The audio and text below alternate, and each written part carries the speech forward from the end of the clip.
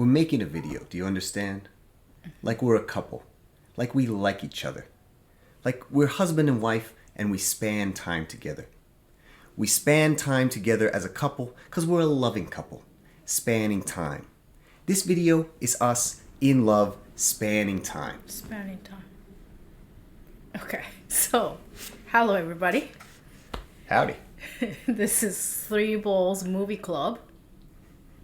And we're gonna talk about this movie today. Yeah, Buffalo 66. Yes, that's a very memorable Scene. Yes. Yeah, in the photo booth. If you've never seen the movie, you should watch it. I had a different idea for the intro. I was gonna have us go in the car, and I was gonna do the shifter car. What kind of car is this? Is this a shifter car? I couldn't decide between the two, and so I thought, it's easier to do the sofa and the spanning time. I love the spanning time. Spanning time. So I wanted to do that as intro. Okay, anyway. Okay. Selfish. Three Balls Movie Club!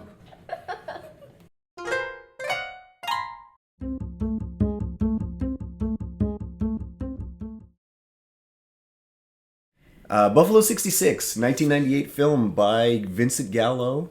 Yes. The incredibly talented Vincent Gallo, who did everything on this movie. He wrote it, he directed it, he produced it, he did the music.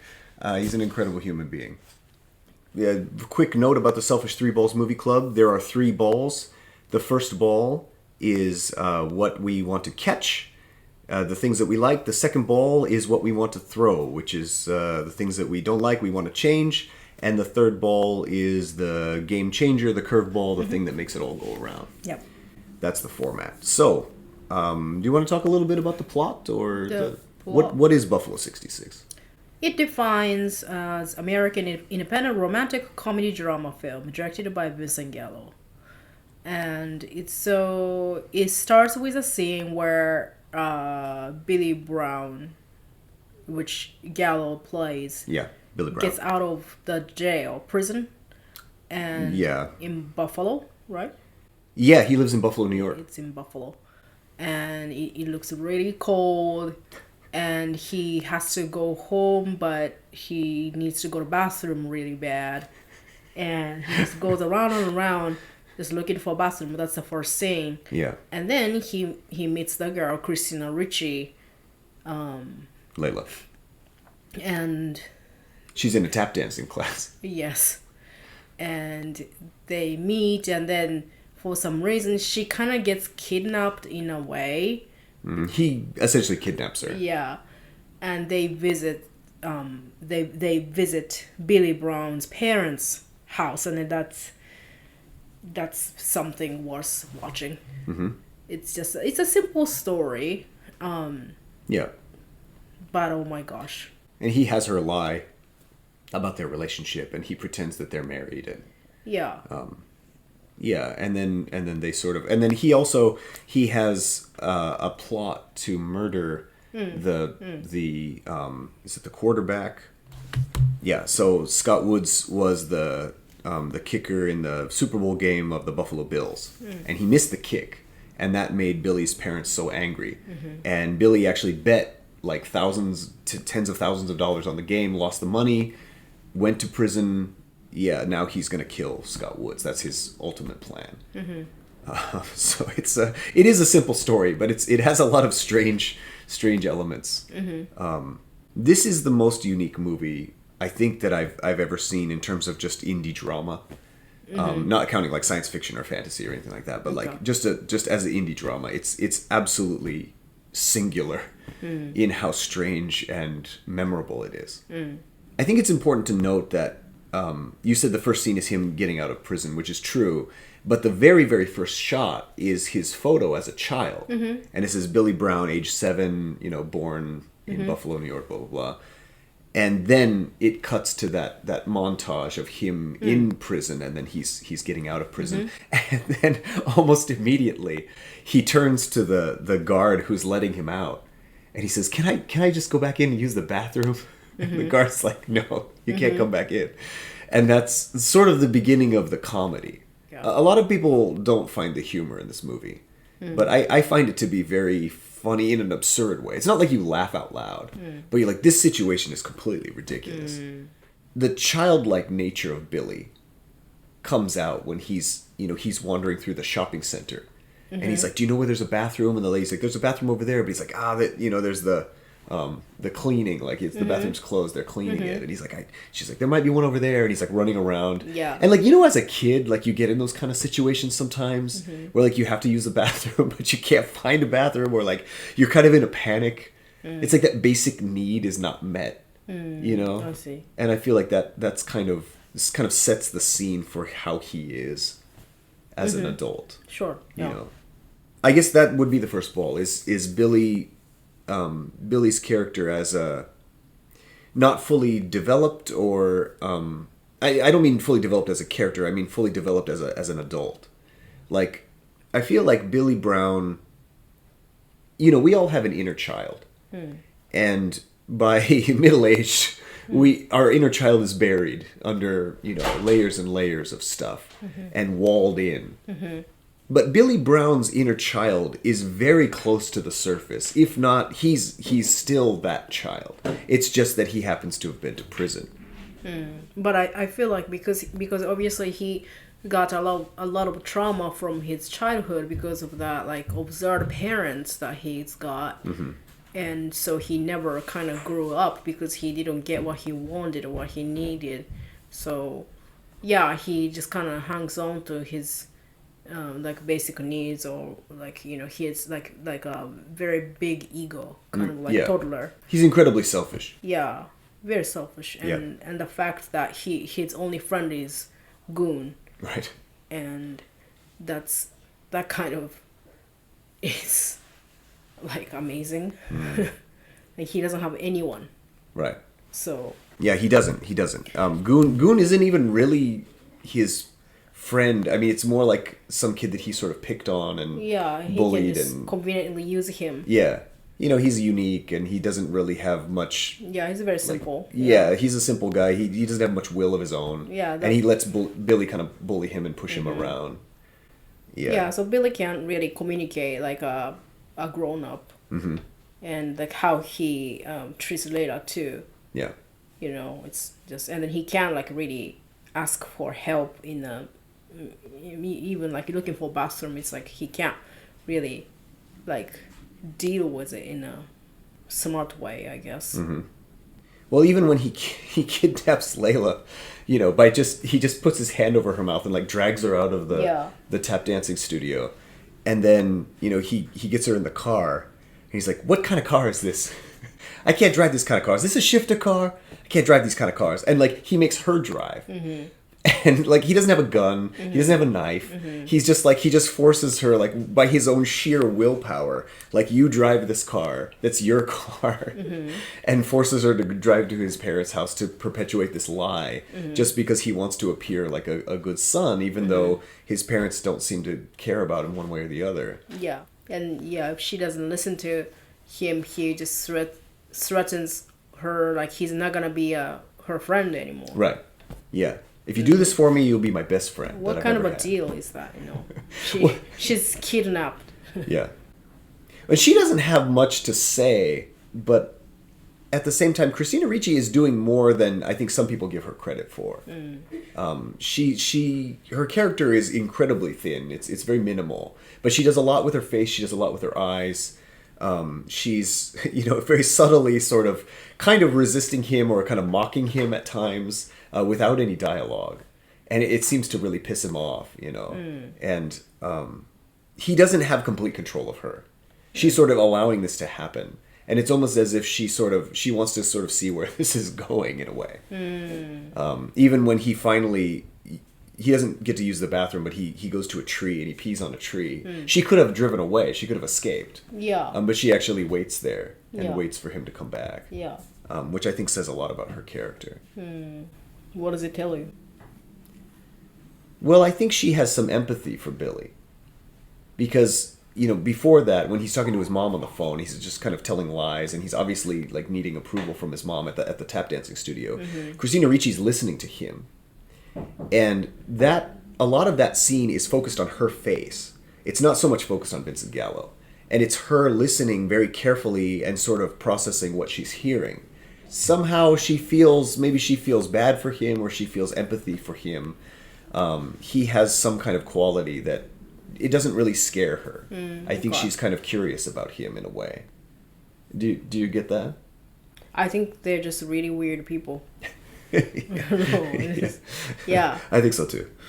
Like Billy is just a toddler, and then Layla is just, she's kind of, I mean, she's really weird, and then she just is an idealist, I think. Maybe she has a really boring life, like she's in boredom, and something's happening to her, so maybe she's taking that, but then, later, like, we don't really know, like, what it is about the tap dancing scene, or Billy's father singing scene. Yeah. Those, like, scenes that involve her, like maybe that's, like, in her mind. Maybe it's not real.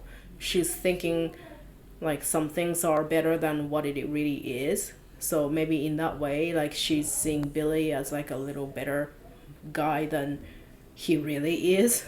Sure. If she's living in that kind of a fantasy world. Yeah. Yeah, I mean, Billy's father singing the song is actually kind of creepy. Yeah. But she sits on the bed and she's just like, like she's got that, like, grin on her face, and, she's into it. She seems to be into it, sincerely. Yeah, she thinks he's the best singer. Right. And he may or may not even really be singing. He may Yeah. even be lip syncing. It's not entirely clear. Yeah. And as for the scene where she's tap dancing at the bowling alley, I actually, upon repeated viewings of Buffalo 66, I kind of thought this is where their own perspectives or their fantasies kind of merge. Because Billy is not bowling. We don't see Billy. He was bowling. But he's probably sitting down or whatever. And then she kind of gets up and the music starts and she's kind of tap dancing there. It's almost like a musical in a weird way, to King Crimson's Moonchild. I feel like it is definitely her kind of in her world, but I feel like, when you're young and you see, like, a pretty girl, like, sometimes it's like that kind of, it's like that Hollywood cliche, like the music plays and it's like slow motion, she's like walking and her hair's blowing or something like that. It's almost kind of like a scene like that, in a more bizarre way, where it's like the spotlight is on her. You don't really see the bowling alley. It's very faded in the background. It could be kind of his vision, like seeing her, that kind of bringing together maybe their worlds, or at least they're spanning time together in the bowling alley. And, her thing is tap dancing. She's in the tap dancing class. We don't know much about her, but she likes tap dancing, I guess. His thing is bowling. He used to be, a bowler before he went to jail. And he won some awards. He was really into it. And so it's like, at the bowling alley, she's tap dancing. It's like, this is where they're starting to kind of come together. Yeah, sure, I can see that. Talk about the tap dancing a little bit. Okay. You mentioned the rhythm of the tap dancing, and King Crimson's Moonchild is very cleverly overlaid. Can you talk a little bit about that? Yeah, I just thought it just fits perfectly. I don't know if it's like, is it the snare? I don't know, like, if that tap dancing rhythm is really, like, on the music. I'm not really sure, but it's just how the the rhythm just fits on the song. Yeah. Yeah. Well, you remarked about how it was very, very well put together. Yeah. Because it's not Musically, it just fits, yeah. Yeah. How about your first ball? It's just Vincent Gallo as Billy Brown. That's just all it is for me. Like, this his world. I believe this is his first movie, right? Yeah. His debut. Yeah, so it's like, I feel like it's like such a Vincent Gallo's world. Like, just everything about him and how he just, that filter. I was just so happy to know that this kind of person exists in the world. Like, this is how he sees the world. And I felt like there was some connection between me and him. And I was so young when I watched this movie, but I just could feel, it's like finding a favorite book, like, oh, I know exactly what this is, how this feels. Yeah, like that connection. Yeah, I just felt like Vincent Gallo is wow, such an amazing man. And then I looked him up, and then we share the same birthday, and then I was like even more happy. Yeah. Not the same year though. No, of course not. Yeah. Yeah. You said the filter on the film. He used a special kind of film when he was filming this movie, and it's actually a very cheap kind of film that they used in the football NFL playback footage, and that's what gives it that weird tinted Yeah, quality. sense, yeah. Yeah. Yeah. So that's just the Vincent Gallo is the first ball. Yeah. Yeah. He's an incredibly talented guy. Yeah, second ball would be just that tap dancing scene. That like even though I've watched this movie so many times, like I never know how to put that scene together. Like I don't know. So I guess in a way it just confuses me. So maybe that's the ball to throw. Like I don't have any other complaints for this movie. Yeah. It's just perfect. How about you? I can't find a ball to throw except to say I wish Christina Ricci had a little more to do. I wish she had a few more lines because I think Christina Ricci's a good actor. I think in this movie she's great. She does so much with so little. When he brings her to his parents' house, he can't go in yet. You know, he's kind of freaking out on the porch of their house. And she's like, she tries to give him a hug and he's like, don't touch me. You know, hold me, don't touch me kind of thing. And I can see her character has this empathy and she's very kind and she has that mischievous grin, like when he's like, the shifter car, you know, and he's like, what are you laughing at, you smart ass, you know, and she's got that like grin. And I just wanted, just give her a little bit more dialogue, give them a little bit more to say to each other as the movie goes along. Because I think Christina Ricci would have, as much as I love this movie, I think she would have elevated it even more if she had a little bit more to do, if there was a couple extra scenes with her. But basically, I think it's an almost perfect movie. It really is. Like, I wouldn't really change anything about it. Yeah. Third ball? Third ball would be Curveball. Game changer. kind of like very very similar to my first ball, but like I just have to say this, like I appreciate Gallo as a photographer because he has a multi talents and just every moment is like a beautiful photograph, and I love photographs. Yeah. So I just have to appreciate that. And then not only in this Buffalo 66 but his other movies as well. It's perfect. Like I love his cinematography. Yeah. He has a very good eye. And I really love it. Like, every shot is just, I mean, you could take it out and hang it on the wall. yeah, You know, I just really love those. Yeah. And I think because he's also a model, so he has the advantage. Like he knows like how he looks in every scene. I think he's very aware, and even though this is like his first thing, like he did it like perfect, and that's such an advantage. This has been called one of the greatest like debut films of all time, Yeah. and I agree with that. I don't know, some talented people can do this for first try. Yeah, yeah. A lot of people can't. I mean, if I had to pick like my favorite indie film or especially my favorite like debut film, it's basically Buffalo 66, maybe Pi by Darren Aronofsky. We just did the video on the whale. Like, it's so hard to choose between those two, but I feel like both of those films are just masterpieces, and they came out of nowhere on such low budgets. Buffalo 66 is one of the greatest movies. It's easily in my top 10 favorite movies of all time. I relate to Vincent Gallo and Billy Brown's character so much. I don't want to like rant about my parents, but it's like, when I see him like struggling, and I just feel like that is my life. That's my childhood. Yeah. That's my still now, my relationship with my parents is that exact thing. This is not where I want to go with this video, but it's just like you said, like sometimes when you find that thing, your favorite book, your favorite movie, it really speaks to you. It just absolutely grabs you. And this movie did that for me as well. It's like I am Billy Brown, in a lot of ways. I think a lot of people can relate to his childhood. Yeah, definitely. I'd like to say my third ball. I have two third balls, but Okay. I'm not going to talk about. I was going to talk about the one, but I think I won't. The first one that I had was basically just the childlike nature of the dialogue. I love the dialogue. I love the spanning time. I love the shifter car. I love all of the things that he says. The repetition of the dialogue Yeah. that just kind of makes you insane. Absolutely, I love that. If you've seen the movie, you will understand. If you haven't seen the movie, you should watch it, and then you will understand. But the third ball that I really want to talk about is the Buffalo 66 soundtrack. Because I think this movie is one of my favorite movies of all time. This soundtrack is also one of my favorite soundtracks of all time. Not only Vincent Gallo's score, but also just the strange selection that he chooses of King Crimson and Stan Getz, the kind of bossa nova, and Yes, which is, I don't even like Yes, the prog rock group, but Vincent Gallo's score especially is really, really moving.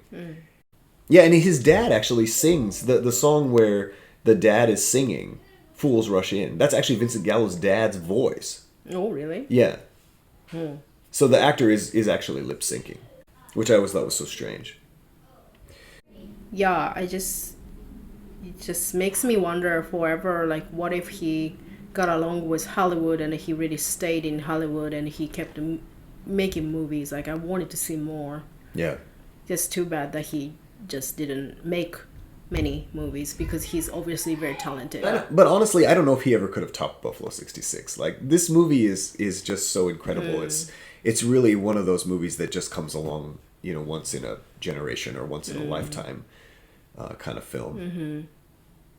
It was just really phenomenal in Japan back in the day. It was a big movie in Japan. Wasn't it? I mean, everybody was watching it. Yeah, it was one of the few countries where it actually made money and was famous, was Japan. Yeah. That's very interesting to me. Yeah, my generation, I'm sure, I don't know about young people, but yeah, my generation, I think a lot of people have watched this movie. That's really cool. Yeah, so it was really surprising in the States, not many people knew about this movie. I think it was, of course, it was big in Japan. I think it was well received in Europe. I don't think it was big, but it was bigger than in the U.S. The U.S. really, it wasn't much of anything. It was like one of those Sundance film movies, and then it just disappeared. Yeah. I think it was on the Independent Film Channel every once in a while. Or something like It's that. too bad. Yeah. So we just want to say here at the end, thank you for spending time with us. We hope that you will watch Buffalo 66 if you've never seen it. And if you have seen it, either way, please leave us some comments and tell us what you think of this movie. It's such a wonderful film, and it really deserves to be seen by as many people as possible. We haven't seen a lot of people talking about this movie, so we really wanted to make a video and just share our love of Vincent Gallo and Buffalo 66 and span time together with you. That's all there is. See you next time.